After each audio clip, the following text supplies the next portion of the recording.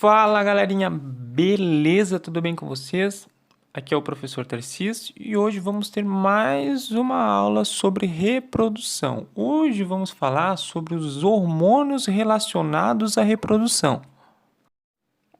Aquela famosa fase de puberdade, ela é marcada por rápidas transformações físicas e, sendo sincero também, psicológicas e emocionais. Nessa fase, começam a se definir o que? As características sexuais secundárias, tá ok? Essas características são típicas de indivíduos do sexo feminino ou masculino. Estamos falando da nossa espécie, tranquilo? Exemplo: nas meninas vai ocorrer que os seios vão se desenvolver, as curvas corporais vão aumentar, vão ficar mais acentuadas e surgem lá os pelos auxiliares e os pelos pubianos. Já nos meninos, além dos pelos auxiliares e pubianos, desenvolve-se também a barba, a voz vai ficando cada vez mais grossa, a musculatura vai se tornar mais densa e tem um aumento do órgão genital externo. Todas essas mudanças são desencadeadas pelo que vamos chamar de hormônios sexuais. Esses começam a atuar, essas substâncias começam a atuar e são lançadas no sangue em pequenas quantidades por certas glândulas endócrinas ainda no desenvolvimento embrionário, tá ok? Os hormônios, que vão ser os hormônios testiculares, induzem a formação dos órgãos genitais masculinos. E quando há ausência destes, aí faz com que se desenvolvam os órgãos genitais femininos. Só que daí lá na fase de puberdade vão entrar diferentes hormônios sexuais que vão fazer o quê? Vão acentuar, vão modificar, dar um novo tchan diferente, tá ok? Eles vão fazer com que homens e mulheres reativem o processo de formação dos gametas, além de promoverem o impulso, o desejo sexual. E nas mulheres são os principais responsáveis pelas modificações do organismo feminino durante a gravidez e a amamentação. E quais são estes hormônios? Primeiro, vamos ver as gonadotrofinas, que será o FSH e o LH. Ambos ocorrem, começam a atuar aproximadamente, tanto para as meninas quanto para os meninos lá entre os 11 e 14 anos de idade, que é o que caracteriza lá o início da puberdade. Todos os dois são produzidos pela adenohipófise e o FSH é o que vamos chamar de hormônio estimulante do folículo. E o LH é o que vamos chamar de hormônio luteinizante. Esses hormônios são chamados de gonadotrofinas. Por quê? Porque eles atuam diretamente sobre as gônadas. Nas meninas, o hormônio estimulante do folículo, o FSH, atua sobre os ovários, promovendo lá o desenvolvimento, a formação dos folículos ovarianos. Enquanto o hormônio luteinizante, o LH, é responsável pelo rompimento do folículo maduro e pela liberação do ovócito. Além de que o LH também atua sobre o folículo ovariano que já está rompido, estimulando a transformação dele no corpo amarelo, que produz o hormônio, que vamos ver logo adiante, que será a progesterona. E nos meninos, o FSH e o LH, né, o hormônio estimulante do folículo e o hormônio luteinizante, agem sobre os testículos, estimulando a produção da testosterona. Vamos falar sobre o estrogênio ou estrógeno. Ambas as pronúncias estão corretas. Este, por sua vez, é produzido aonde?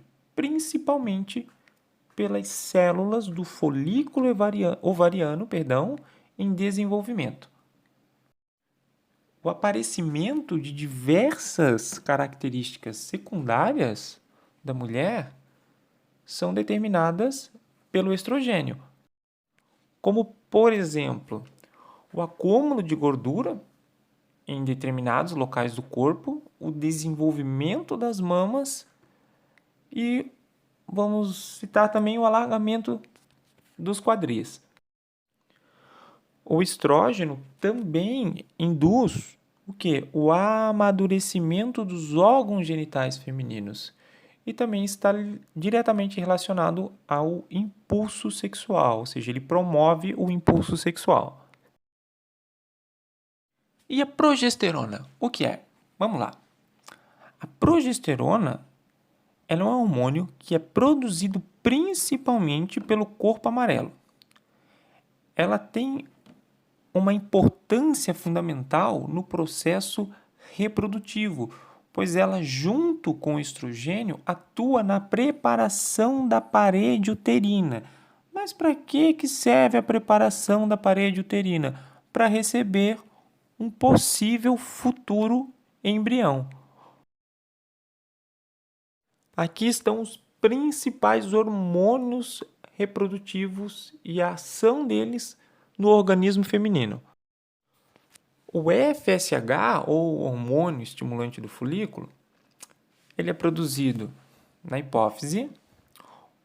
O alvo dele, o órgão-alvo, é o ovário. Ele quer atuar sobre o ovário. Quais são as principais ações? Ele estimula o desenvolvimento do folículo ovariano, a secreção de estrógeno e a ovulação. O hormônio luteinizante, o LH, também é produzido na hipófise, o órgão-alvo dele também é o ovário, e as principais ações dele é estimular a ovulação e o desenvolvimento do corpo amarelo. Existe mais um hormônio ali, para essa situação, que é produzido na hipófise, que é chamado de prolactina. Esse é o que atua sobre as mamas e estimula a produção do leite após a estimulação prévia das glândulas mamárias. E os hormônios produzidos pelo ovário são o estrogênio e a progesterona. O estrogênio ele atua sobre diversos órgãos da mulher, tá ok? E também sobre o sistema genital. Nos demais órgãos, ele atua como? Atua no crescimento do corpo, estimula o desenvolvimento das características sexuais secundárias. E no sistema genital, ele estimula a maturação dos órgãos genitais e a preparação do útero para a gravidez. Por sua vez, a progesterona atua sobre o útero e sobre as mamas. Sobre o útero, ela completa a preparação da mucosa uterina, da parede uterina, mantendo-a pronta para a gravidez. E nas mamas, estimula o desenvolvimento das glândulas mamárias. E agora, por último, mas não menos importante, vamos falar sobre a testosterona. A testosterona é o principal hormônio sexual masculino. Ela é responsável, vamos lá, por regular a fertilidade, a massa muscular, a distribuição de gordura e a produção de glóbulos vermelhos no homem. Os ovários, as gônadas femininas, também produzem testosterona, porém em quantidades muito inferiores do que nos homens, tá ok? Bem menores. a produção de testosterona começa a aumentar, né, significativamente lá no início, lá, né, na duração da puberdade. E ela vai diminuindo aos poucos e diminui, né, de maneira significativa após os 30 anos de idade. Ela é produzida pelas células intersticiais dos testículos. Tá, ok? A testosterona também é responsável pelo aparecimento daquelas características sexuais secundárias masculinas lá, como o aparecimento da barba, o aumento das pregas vocais, né, tornando a voz mais grave, o maior desenvolvimento da musculatura corporal, né, referente em relação às mulheres, entre outras características. A testosterona, ela só tem um aumento significativo na produção lá na fase da puberdade, porém ela começa a ser produzida ainda na fase embrionária, tá ok? É a presença da testosterona no embrião que determina o desenvolvimento dos órgãos genitais masculino. A ausência da testosterona ou a falta de receptores para esse hormônio nas células do embrião fazem com que ele desenvolva o sexo feminino. Bom, meus amados e minhas amadas, assim chegamos ao fim de mais uma videoaula. Os alunos de Biologia do terceiro ano do ensino médio do Liceu Catarinense, vocês devem pegar a apostila de vocês do módulo 18. Essa aula foi montada, inclusive, sobre a apostila do módulo 18, aquela lá de revestimento, sustentação e reprodução, abrir lá na página 42 e fazer as atividades 16, 17, 18, 19 e 20. Por hoje é isso. Um abraço, bom fim de semana e bons estudos.